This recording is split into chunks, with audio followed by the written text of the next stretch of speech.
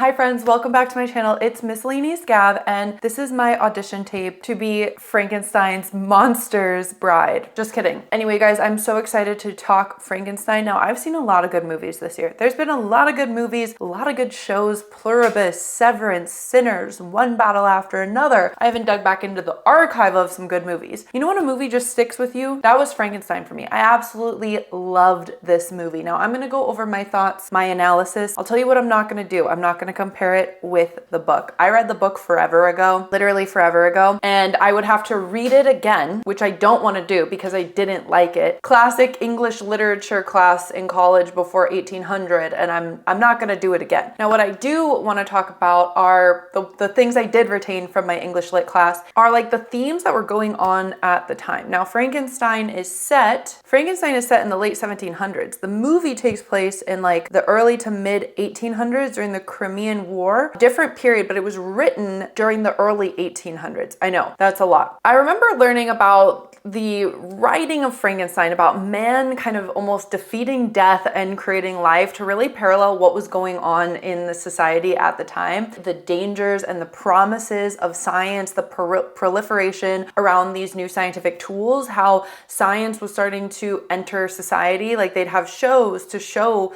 science, electricity, things like that. That was like a form of entertainment. Mary Shelley was surrounded by rapid advances in science at the time, early medical experimentation, this kind of growing belief post-enlightenment of humanity's mastery over nature. These developments, they inspired, of course, excitement and fear. And I think we're almost at like a second turning point of that with AI, where we're actually going to evolve past humanity versus like humanity finally cementing their place to like create and be gods.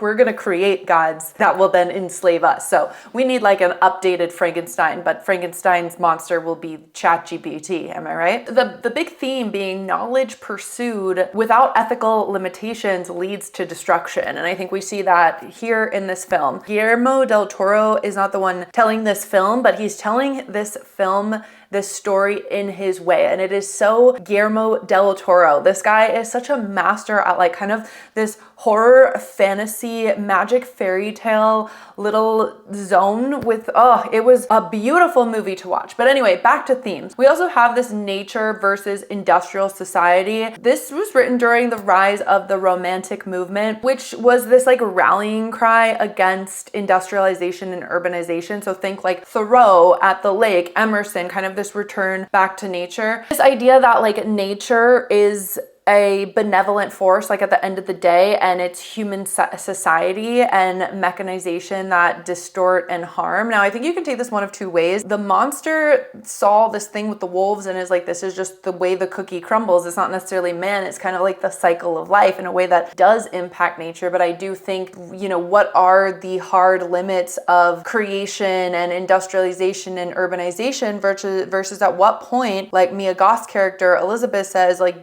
do we need to get back to God's symmetry and the beauty of just the way the world is designed? We also have parenting, a big parenting cycle of evil, generational trauma thing that was there. First of all, stellar cast.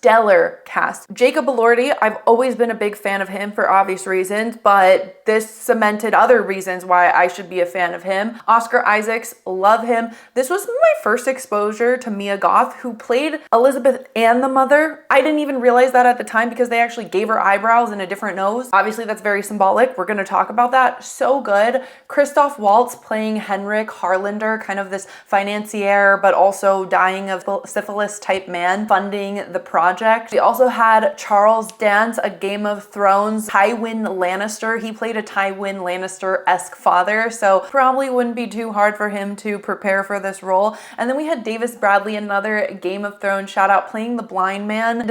Seeing him as Walder Frey and Argus Filch in all these roles, I'm really happy that we just got to see him as a lovely man that helped restore our faith in humanity. Anyway, this movie touched me on a subconscious level. It wasn't just something I watched, it was something that I felt. Now, I need to give you guys a big fat disclaimer about Miscellaneous Gab. I am a sucker for the misunderstood, downtrodden man who nobody understands. Like, I feel like I can fix them. And this is a little bit of a confessional for me, right? The Joker, I know, a lot more evil, but I was like writing Joker fan fiction when I was 14 years old after I saw The Dark Knight. I'm always this person that's like, well, if I could have just been their friend, then it would have been okay. I would have seen the humanity in them. I would have loved them for who they are. The fact that this movie took a way more sympathetic stance to the monster, I'm okay with it. I'm really okay with it. If they wanted us to feel that the monster was grotesque, then they just should not have had Jacob Elordi playing the monster. But I'm glad they did. You know, I'm glad that the monster was likable. I'm glad the monster was even like borderline attractive, like looked like a male model with just some weird cuts on him. 6'4", giant and built. You know, I'm gonna be really sympathetic to the monster in a movie that's already more sympathetic to the monster, but I just need to kind of tell you about my own bias, but it's my channel. So I can love the weird, crazy, odd ones, and maybe that's who we all are, and that's why we're here, right? Like I said, Del Toro's fingerprints are all over this film. The beginning at the home, when we go back into Frankenstein early days, that is such a stark contrast from kind of the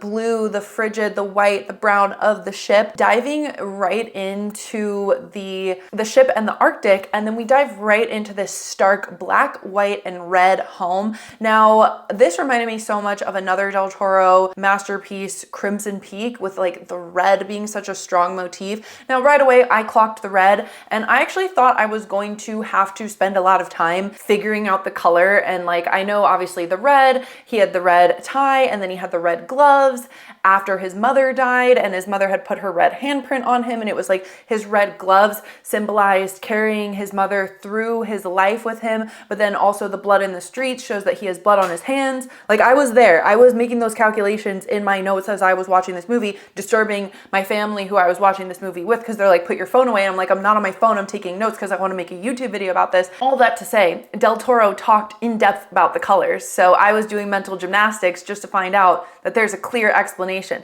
So in Del Toro's kind of own words, the film opens and closes with those limited colors, the white, blue, and gold of the Arctic, of the ship. Red is where the story actually breathes. Red appears first as innocence with Victor's red tie, a small and so far innocent boy. It's also the very clear color of the mother. The first time we really see the mother in all her glory, who's also played by Mia Goth, she's wearing this almost Dune. It reminded me of Jessica's arrival to Dune, that like crazy gold mask and flowing thing.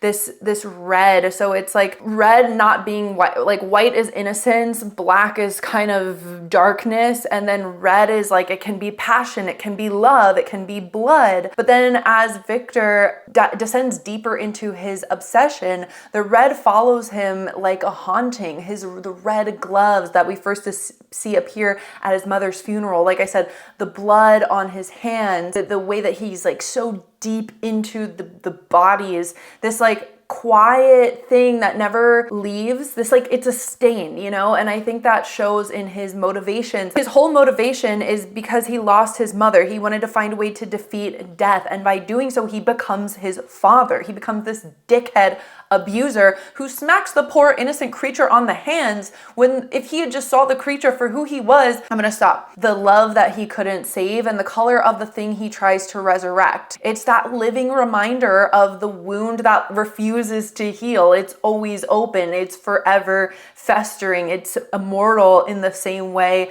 that Frankenstein's monster is immortal. And this ties into a Reddit comment I read, which like, or a letterbox comment I read. The letterbox comments are so funny on this film. Someone was like, this just shows that men will literally reanimate corpses before going to therapy, which I thought was so funny. Major mommy issues, major daddy issues. And I think Victor's love and obsession with Elizabeth, it parallels his mommy issues, right? Because he's so obsessed with his discoveries and his research and academia. And even now that he has this financier, Henrik Harlander, he's still like getting sidetracked because he loves Elizabeth, that for the first time in his life, as he says in his own words, that he's no longer interested in death because there is so much life there. There's so much life to her. I think we see pretty early on that Victor is not a good guy. Now, I know the film was a very on the nose of like, you're the monster. It's not Frankenstein's monster. You can say Frankenstein because Frankenstein is the monster and Jacob Elordi isn't the monster. It's Oscar Isaacs. Little on the nose. Could Victor have gone one of two ways? He's charming, he's handsome, he's magnetic, he's brilliant, he's selfish, he's greedy, he's narcissistic. Exactly the kind of man that everyone believes will change the world. But Elizabeth kind of sees through him and is also intrigued by him from the very beginning. She sees past the charisma and into this like feverish hunger beneath it. And she's right. It's like he doesn't become a monster at any point. He's always been one. That really asks us, do we have any control over our own fate and who we really are? There's this idea of where does the soul live? And just because he had a red heart doesn't mean it was beating. Now, Elizabeth's presence is one of the most fascinating threads in the movie and also kind of the most disappointing because I did think she was underdeveloped. She isn't disgusted by death, in a world where women were meant to kind of be proper and reserved. She understands it. And speaking of color, she's there with these like greens of nature, these really bold colors. Now, I kind of did a little research into the style because I'm thinking like everything is pretty Victorian at this point and neutrals, but I guess color was like a big thing back at this time and they really leaned into it. Elizabeth isn't disgusted by death. She actually seems like she understands it. She approaches the natural world in a similar way that Victor does, with kind of like reverence, this obsession with symmetry and intelligence. When she talks about God's design, again, being a very religious woman, she sees the patterns, the shapes, the logic and balance, and she sees that as beauty and art. Another detail that struck me is Mia Goth's presence is like this spectral motherhood, where we see this constant flow of the mother through Victor's psyche. His mother is always haunting him, haunting the choices he makes, the milk symbolism. What was the milk budget? This was very No Country for Old Men. It's haunting his inability to form a healthy attachment to anyone or anything not entirely under his control. This is a very Del Toro thing, always returning to kind of childhood wounds. Here, that wound is very simple but devastating. Victor's mommy issues that metastasize into his scientific crusade. In a way, Elizabeth and Victor's maybe little fling that they had going on wasn't totally fleshed out to my liking. I thought she was maybe a little bit underdeveloped. She's the one person who can see through what Victor's doing, and at first that starts as fascination and then it quickly turns into disgust because she has the understanding but also the intuition to know that this is bad. She talks a lot about symmetry of God's design, and I think back of kind of the lymphatic system that's on the board at the beginning and the idea that the heart, the center, that's why they put all the silver stakes through the board. It's like that it can create energy and distribute energy. And I know we're kind of in the realm of not real science because we can't really create people that are indestructible, like we're not there yet, located, and you're sort of plugging it into this infinite battery. And yeah, anyway, I don't even know what I'm saying there. I just like the idea of energy, this distribution and creation center. I wish they got some more time together. The way she just kind of died and was like, yeah, I love you. That could have been more. It could have been more. But I love how this movie isn't asking whether or not the creature is a monster. And like I said, I think they really leaned into being sympathetic, that he just wants to help and he kind of sees the evil way that the world is and it scares him. And through these kind of threads of like love and tenderness, he's able to just want to be a good guy and have a friend. But it's more asking where monsters come from. And in the situation where a man can create a monster out of the parts of dead people and use this easy advanced science to keep them alive and indestructible, the answer is actually painfully human. Monsters come from broken hearts and unaddressed grief and unhealed childhoods, and men or women who believe that they can intellectualize their way out of pain. The creature itself becomes a reflection of Victor's soul, the part of him he refuses to love, refuses to nurture, refuses to acknowledge. Elizabeth sees the cemetery,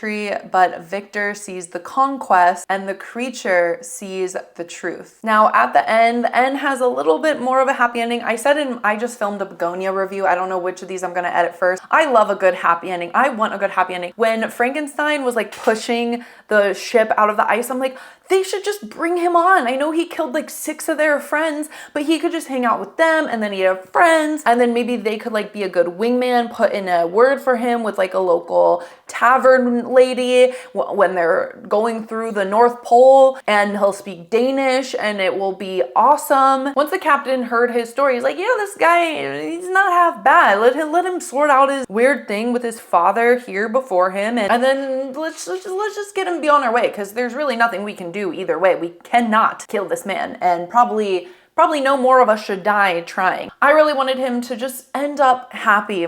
I did. I just wanted to see him happy. At the end, I did feel like that like last little scene between Victor and the monster of like, it's okay, I forgive you, go out and live. Okay, dad. Again, that was like a little, I don't know, cheesy. I don't care. I will forgive it, because this film kept me entertained the entire time. I loved seeing both sides of the story. I loved kind of being in the position of the captain, where I'm here to judge the shots in the Arctic, the way that Victor was a deadbeat dad in so many ways. I loved this movie. I feel like with Del Toro's style, it gave that like gothic fantasy feeling. Just, I know it's like a piece of gothic literature, but it felt good. It felt like almost familiar, but new. And I know there's a lot of people that are probably watching Frankenstein who have never read the book, who have never seen the older movie. And in this case, I think it did a pretty good job. I think the core of what makes Frankenstein, the modern Prometheus, are all the themes of this flawed man creating a flawed thing becoming a monster. I actually think, just like many of Shakespeare's work that find their way into like The Lion King and West Side Story,